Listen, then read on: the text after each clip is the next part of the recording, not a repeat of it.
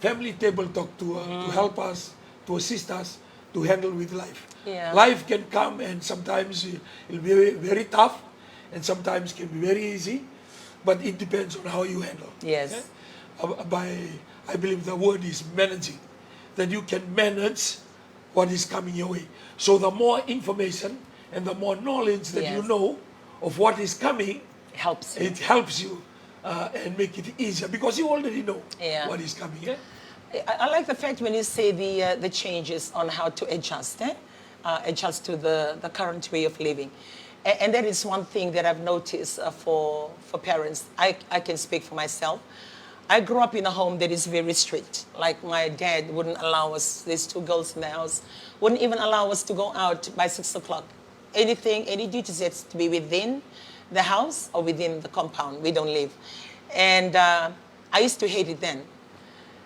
Growing up, and then now, and then you go to church. You know, some of us, most of us, we go to church. And sometimes we bring our strict discipline from home or growing up because of the circumstances, because of the lives then. It may come from the village, or I grew up in a settlement, in a piece of land. Some people grew up in town or in the city. So you come in with that kind of upbringing, and sometimes when you have your children, you begin to impose the same thing growing up with to your children. And most times it doesn't work. I can guarantee you that. Because, like what he said, the world keeps on evolving. The change keeps on happening. What used to be okay before, like now if I say, don't go out of the house, it's 6 o'clock. If I say that to my daughter, you don't go out, 6 o'clock. Well, it's sort of like, okay, are you okay? Like it sounds stupid or sounds silly. But before, it didn't. It sounded right. And so things that used to work before, now it's not happening anymore. It doesn't work anymore. Kaya weekend ni tubu-tumbu, sanong ko nakita sanda bitu nga na barongan ni bola nda susumiki na geba kay bakabuna nanonda bi nanonda da mabeka. Like we clash, nanonda sa bakayanda malo, vedalati kay na luvenda. Oy ko sanga ito nga nanonda nanuma na the way I was brought up is the right way. You'll always think that way. And then when you see your children doing otherwise, then they become so rebellious because they're rebelling against whatever you're dishing out to them that is not working out in the current time. And I believe for families that are going through that, because we've got a lot of prayer requests for rebellious children. I had mine. I had my share of rebellious children. Exactly what I'm sharing now. Because the way I grew up, I thought it's going to work for my children. I try and stop them from going to all these places. Yeah, I talk to God. I talk to God about them, and I share about God to my children. But it was an expensive lesson for me. I felt I lost my eldest daughter because of that, because she was the first child, my eldest daughter, and I began to try and impose the kind of life that I was brought up in. Some worked, some didn't. And it was a trial and process for me. And when that happened, I began to realize it's not as much as the blame to be on her. The blame was myself as well. Because I didn't allow myself to adjust that what worked for me then didn't work for my daughter, doesn't work for my daughter, and doesn't work with my children. And I changed. When she left home very early in life to go out into the world, it changed the way that I think. And sometimes, he wouldn't agree with the things that I begin to do. And this is just practically raw the way it is, because this is what Family Table Talk is. We're not here to say that we are perfect. No, we also have our issues and grounding. That is good for us to share, that if you are going through that process, for you to tell yourself, it's okay. It's part of that process to bring about, whatever's going to happen, another progress in your life. Well, going back to what I was sharing, when that happened, it made me realize that I need to go down deeper and know my children, and respect their views. So, as and when they were growing up, they were in their primary schools, very young, because my eldest daughter left earlier. So I give them time as we sit for our devotion every Monday. We do it every Monday. Every Monday as we have our devotion, I'll give that time for them to say anything. And I will tell them, you tell me if I'm not a good mother. Or you tell us if you're not good parents. You tell us what you don't like. And it's amazing. And sometimes, and I will be telling them, okay, if it's hard for you to say it, I will need you to write your letter and leave it in a place that I can pick it up, or leave it on the table after breakfast that I can read it, or put it in my room. And they write letters. And some of those letters I pin in the corner of my office way back at the Pacific Hangar when I was working. I post those letters and I place them on the wall for me to remind me my children's opinions of me as a mother and as a parent to them. And it really helps me. And that is why I want to share with us today. Sometimes we can be so adamant to see through saying that we are always right because we are parents. We feel so responsible for our children. It's not wrong to feel the same. But this morning, if anything that I would like to share with us, take some time just to take a step back and just listen. And just listen to your children. Because I did that to mine. It helped me, and it helped me with my grandchildren. I listen to them. A few of them make wrong decisions. They make wrong decisions in life. And when they make wrong decisions, I'm always there for them. And for us, it's very vital because we have started the church, and we are church people. And that thinking church people are not supposed to sin. So expectations is very high from the public opinions and from in the congregation and the members. But yet I have a simple family just like yours that have children who are not angels. They also make mistakes. And when they did make their mistakes, I was the first one there, raising my hand, hugging them and tell them it's okay. It's okay. Words, circle around, say, Pastor Struan, you have this position. I couldn't care less what the world say. No one will ever take away the fact that they are my children. And that is what I want to share with you today. Everybody else can have their own opinions, can say whatever they want to say. But at the end of the day, those children are yours. And you need to find the time to bond. You need to find the time. I'm so close to my children growing up that even their friends, I know all their friends. I know their friends' names. I know their friends' families. Even up to university level.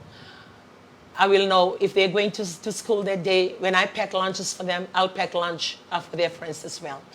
And if they come back and say, Nana, my friend is not actually from Suva. She's staying with this particular family and she's struggling through.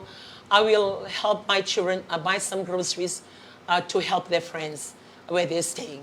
And one of my daughters actually stayed in the hostel for years in a school in Lautoka. And sometimes she will say, Mom, I'm not coming home for the break. If I do, I will be bringing some girls, but I'd rather stay here because it's quite a fair bit of us. And I said, why? And I said, these girls, they cannot go back. They come from Rambi or they come from the islands, so it's expensive for them to go back. So what they do, they just stay in the whole school year and they go at the end of the year. And they will be staying here. I'd rather stay back with them. Please, can you just bring our food or help us with our toiletries? And I do that.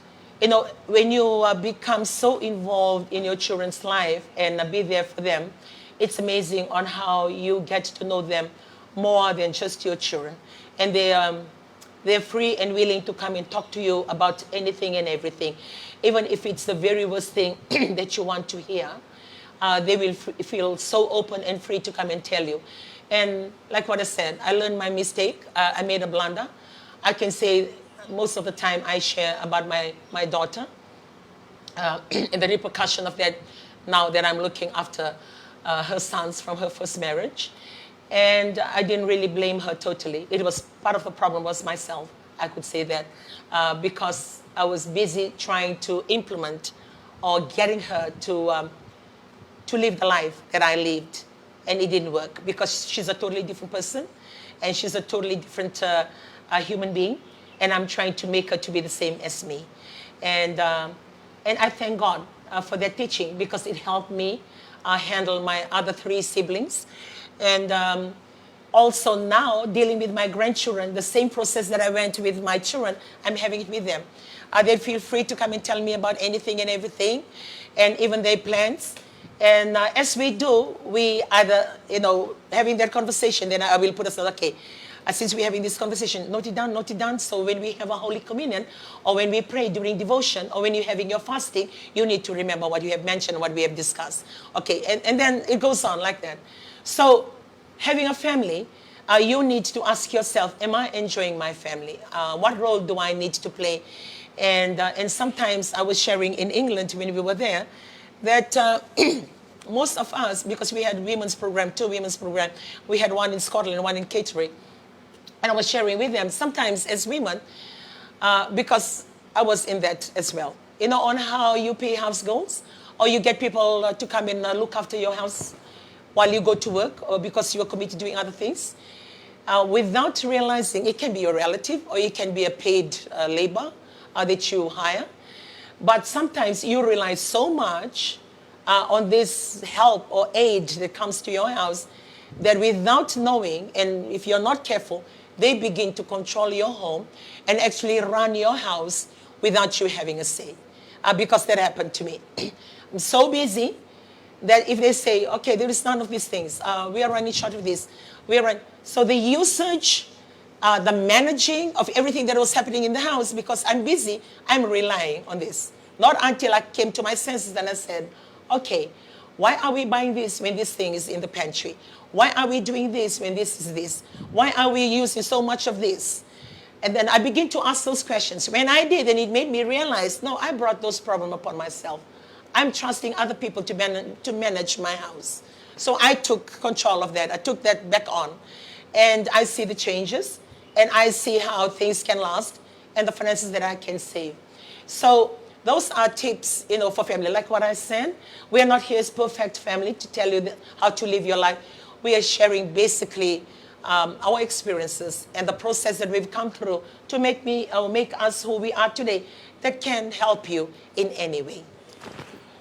I will go back to what she was sharing about raising your children to the level that you were brought up. Because the environment change so much and so frequent, sometimes very, very different. Yeah. But we expect our children to grow up like us, in a very different background or environment.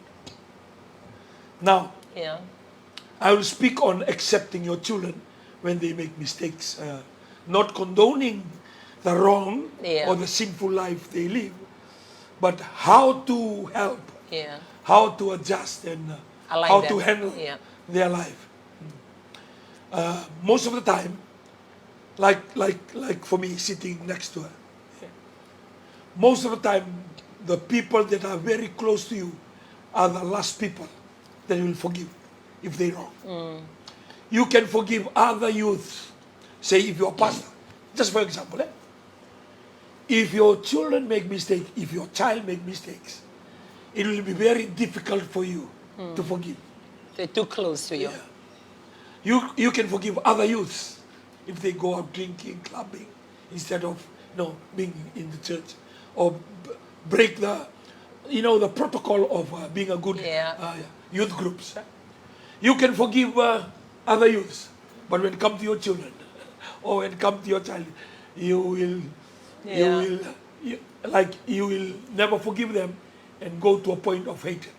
Because it's betrayal. Like to you, it's betrayal. Betrayal. But you can do that to other women if you're a husband, and other men if you're a wife. And you have to be careful, because if not, you are building a barrier and unforgiving. The unforgiving builds a barrier. Why? Because something happened and the betrayal becomes obstacle and barrier that you don't want to remove. As I said before, you can forgive other people that they are far from you or they have distance from you. The closer a person to you, the difficult situation that you're in to forgive them. Yes. And that can be a very dangerous when it comes to relationship, husband and wife, or between your children. You need to, as we talk about the children, you need to forgive your children. Yes. Regardless of what they do in this life, as a parent, as a father, as a mother, you need to forgive them. Because when we continue to forgive people, you can build up trust and you can build maturity. Because they know that whatever happens, their parents can forgive them. It gives them the boldness and the confidence. If anything they struck in life, they know exactly where to run to. Wait, kaya ba kahit ko Alondra, nyo tapat na senga ni digo mi kwa. Ibitale na mo na nagalaw kina. Kandina. Nambongi au sarmati ko indo, nambongi sini bongi sini kadua. Au sarmati ko indo nan ramal kala kartu ta kabangana. Na dorobo. Me ba kahit na dorobo so limbula may lumani bali bebeso. Ya dona ba manduale ba ta kabana dorobo go. Kaduru kini bali bebeso. Ya no na lawi bali bebeso sa limisao sa so limbula. Gele sumai, o tili mane mbaki o tamana se tunga biko ya. Na dala kada ka volvena. Torna no beg ka kede. Gibirta ke tumba, ke katal ga no lubena ko tal no wili kana ngone gori. Me tadi mun rau se lubengu. Bal sapa man dot sapa ga buna no gula ko do ba. En korro go ke ne tudo. Se di kla to kan yu bagi tutu do bunau. O bagi tutu no manua. O ndabi to ke ga. O ke baka sabata. These are the reality of life. Yan ang uning ono na lisumay, sa doon na kano na nanamaki-may, ni sabi sa umayro mo ni balibibis. Ital mo tako kanin doon na ital talo ka ni, lay pipa kalu tayo balibibis, manibisaw kino ka. Or tumandang na ubisa, or tusari na nung nabisa, or tumandang, reda, nakalo ko sa may bisaw kinila mo ko, lako sa ralay bulat kay bale, kinanumay tiko-tiko.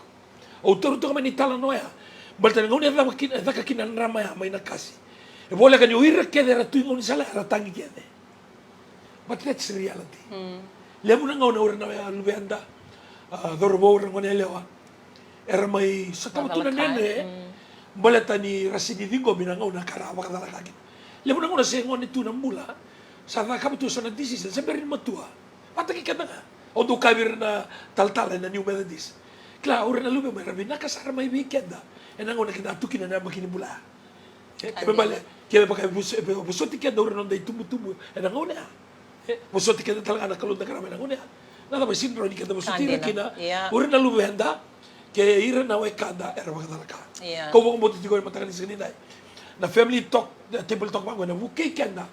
May rarama, may rambay lewu.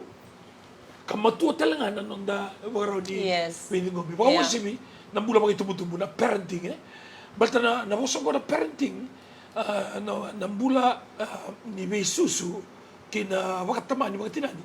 Sa kanin doon na kina kurinuli. Kanda muli na engineer, kanda muli na accountant, kanda muli na kaya na nakataka iso. Kanda sinimuli na nakataka baka. Trial and error. Tama baka tina. Ilang na nadala-dala nga kaya dari damay dala-dala. Sinindo na muna, menda tumberi kina, menda baka mataltag kina, so nakamo. Kau baka puta na, na muna, ilelebuti ko kina, bigyan na biwa kani, pinakabagalebu, na nung daw siya mati ko may na family table talk. Kero may waseti ko nga, nakakero daw duruma, nakakero sa taba. Pata kina, bigyan ko kina, ilemu nang giri, alam ko tumay, nang giri, sinita karawa. Nalenga, sinita karawa. Sinindo ero ni handle taga doon.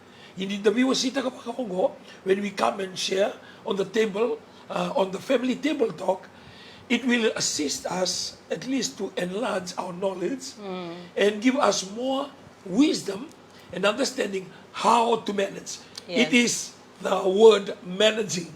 The managing is look after the things that is on the table.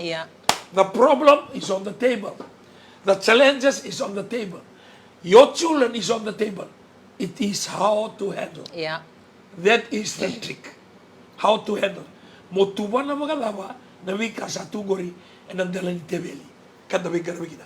Bengar mga italtala, bengar mga lulu niya busa, bengar mga turani koro. Doon mga barong tini kuha, iko buno ni nakadako, iko leway retu, natamata nakadaka. Ia mai male, you could see lewara to go into the lubem, you control well in your workplace, but even at home, we are not controlling well. With a family table talk like this, I believe that we are given the opportunity to help and to learn from the experience that we went through from those years, and we're still going through now, and especially the phone calls, the email, the text. Now we have the Viber, long Vibers of the problem that is out there. Yeah, no one is perfect. Yeah. No one is perfect. For me, the basic thing that we would like to share with you, just try and love the people who love you. Check your, measure your temperature of love. How much do you love your children? How much do you love your spouse? Because once you know the level that you are at, then you will be convicted or be reminded of the things that you need to do. Sometimes we are so involved with a lot of things, we forget the very people that matters. And we are so, out there. We give most of our time to other things and other people. And we forget the very ones that really mean a lot. And I always say to my family, for me, it's God first, because I am a Christian, I believe in God, or anything to do with the things of God. And the second are my children. I've worked for years. I'm 56, turning 57 in May this year. And when I look back in all my employment and all the work that I've been in, I have friends, but I've never gone out. I've never gone out in the evening to have coffee, or I've never gone out to hang out or socialize. I don't have a social life. Yeah, my life can be boring. But for me, work is work, and I know when to go home to my children. Nothing else matters than my family. And my family becomes the utmost thing in my life. And that is why, as and when things happen, I take ownership of it. It's either I do my check system and say, I'm not a good mother when it comes to this. And like what I said, I shared a bit on how we always impose the way that we thought that it's the best growing up, because everything was at its minimal. Or sometimes you grow up eating vegetables, and now you dish out vegetables to your children or to your grandchildren, and they say, I don't want to eat this. Or they toy around with their food, they eat all the meat, and they leave all the greens. And then you racking your brains and shouting, telling them, eat your vegetables, eat your vegetables, eat your vegetables. We always eat vegetables, we don't have the meat. Well, that was you. This is them. I'll have to find a way. See, I struggle with my children, because even when they eat onion, to them, it's a vegetable. And they don't want to eat onions. So I love my vegetables because I grew up in the farm. He loves his vegetables because he grew up in the island. And then you have children who don't like vegetables. So I have to think of ways to make that vegetables attractive to them. So I don't give it to them every day. I try and think of ways, give them a break, and then they enjoy it today, and tomorrow hit them again with vegetables. So I have to think of all those processes. And those are things, because when we are so strict in the things that we do, you can also achieve the same thing, but in a different way that is manageable, and you're not losing that relationship that you have with your children.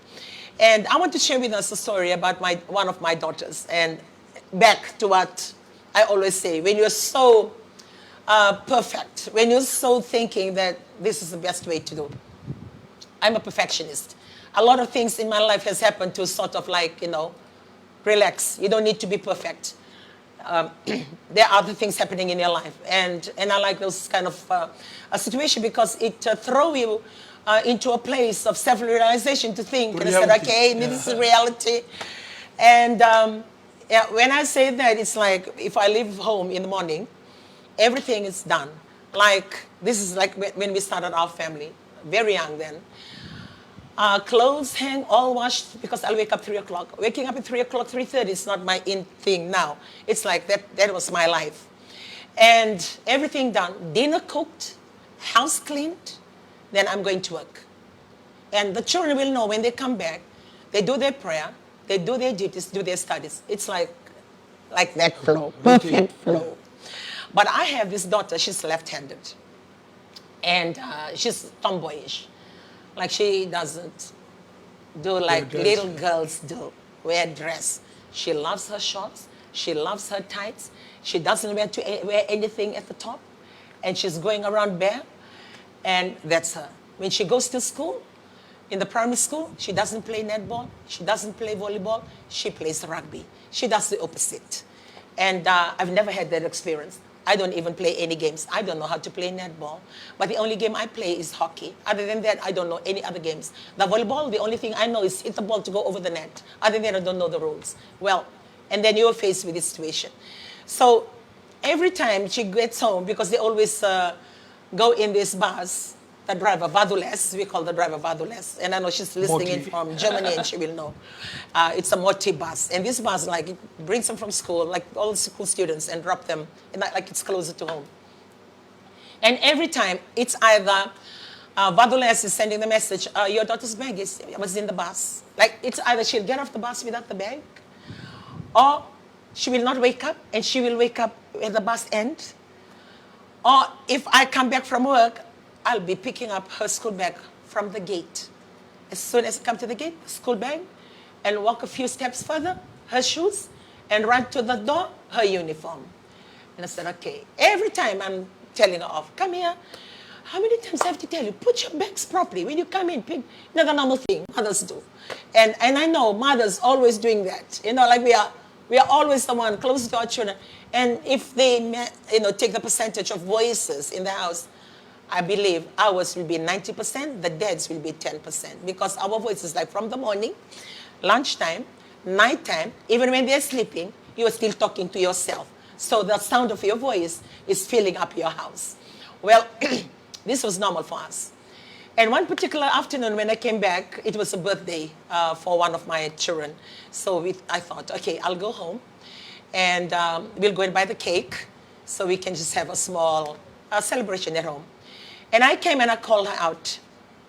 And I said, Fia, come. We're going to buy the cake. You know, the thing that she said that day really struck me. And it changed me. Because when I called out to her, we have our shoe rack on the wall next to my bedroom. So I just called out and say, get your shoes. We're going to buy the cake for the birthday. And I walked into my room. I was still at the door to my bedroom, then I heard my daughter.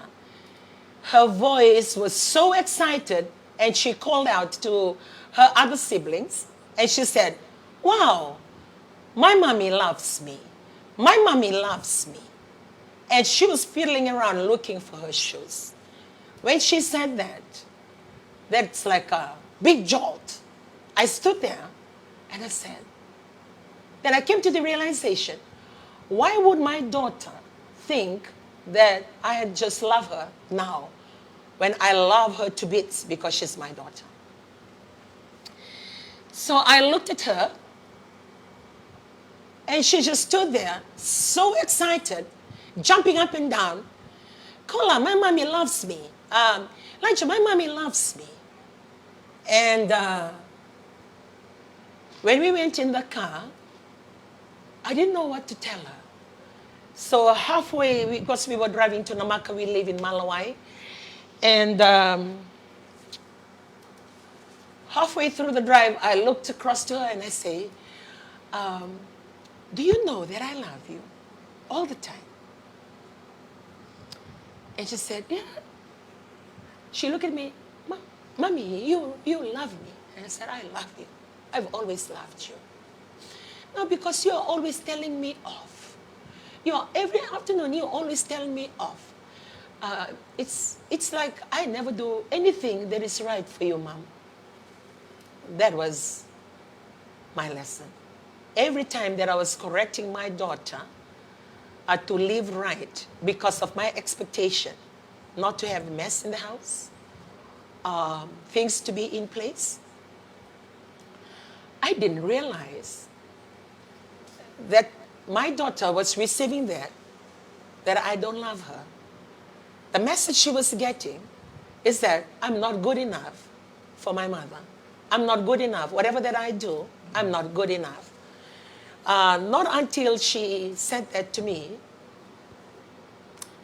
it's changed. I stopped the car, I hugged her, and I told her, every time that I was correcting you, I love you. I'm so sorry that I came across to you in the way that you have received it. It's not that I'm just saying that everything about you is wrong. And please forgive me. And I told her, I've never experienced anybody who's left-handed looking at things in a different way other than my mom. I've never come across or raised a child ever. I haven't had that experience of a young girl playing rugby at this very early age. A lot of things was new to me, and I was trying to perfect everything from my own opinion, and my perspective was totally different from yours. And I never realized that I was coming across to you that you were not good enough. I'm very sorry. So I hugged her, even though it wasn't her birthday. That day, she remembered, and I know she's listening today, she will never forget the look of that birthday cake. Not I either. The cake that we bought, it was maybe a simple birthday cake of $10 from Hot Bread for the birthday child. But that birthday cake became a reminder of the love that was misinterpreted to her, and the love and the realization to my life. So it was a restored relationship between a mother and a daughter. And I'm sharing that because we can be living the life we're living and bulldozing our way through because it's things that we think is right. But sometimes the way it's taken from our children, it's like we don't love them, or we're not there for them. Even though you will say, I love my children, I will do anything for them. Maybe it's a good time to stand back and just check the way that we talk to them, the way that we carry our lives with them. So after that time, when I come back from work and I see her bag at the gate, I looked at it in a different way. I pick up the bag and I'll call her and I said, look, Mom will be really more happy if you can. At least remember to bring your bag inside the house. I still managed to achieve what I want to achieve, but in a different way for her to understand. Regardless of her mistakes, regardless of the wrong things that she does, I love her as a daughter. Yeah. Most of the time when we speak and most of the time when we teach, it's good because we teach. Yeah. We want our children to be good. Yeah. But it's the way that we do things. It can be misinterpreted. Yeah. So it can be a misunderstanding or a communication breakdown. Yes. The other thing that we can say, that we can improve, not only speak when things are wrong, Yes. you also compliment when they do big things. Exactly. Yeah. I like that. Yeah. Because most of the time we only talk, we only speak. When it doesn't work out. When something is wrong Yeah. or somebody make mistakes. But we never compliment. When Like they for example, when you get off the bus, just tell the driver, thank you so much for the drive. Thank you for arriving safely to the bus stand. Or thank you driver, have a blessed day. We tend to focus on the negative. We focus on the things that are not right. Yeah. But there's a lot of things that are right. Yes. But because we don't mention, Say it. Yeah. that's why the good things are not displayed, and we are focusing on the negative, and we are not focusing on the positive. Say for example, if something happened and it's not according to what our expectation, the news will be spread very, very fast and very damaging, and the social media will be just full of negatives. But if somebody do something good, like that goodness is unnoticed because we focus only on the negative. So when the goodness come, kita sa katuni kila, kita sa katuni tompo karaw, nindo na kami nagala ko tiga. Dabi ba kaya natang mataka? Oh, good morning. Ano binaka? Miutin man nga. Doon dapat patungan na doon yung damon tao. Doon sigo nga doon na rumo. Doon mula at sigo doon naman. Nindo ang kami kamdoyan ra. Doon biso tayo mango. Ano binaka? Oh, you look good today. Yeah. Those good words is take good things and build good relationship. Yeah. Yaki baga ko sa wawatong ha. Mindunga na kalilay. You only comment when things are not right. Yeah. We don't comment when things are okay or even better. Yes. And I believe those words of commendation, you are building a character. And you build up the trust between you. Eh? Yeah. The relationship becomes stronger and stronger because we are focusing on the right. We are not focusing on the wrong. Doon ang una, utakabulito ko na lesson mo. Okay ko ito may doon ang tabahaway. Kaya may mamatu. Okay, bitin ba ako? Okay, ito na. This bottle here is half full or half empty. Lebra kailan may half empty. Yeso era kailan may half full. Around doon, unurua.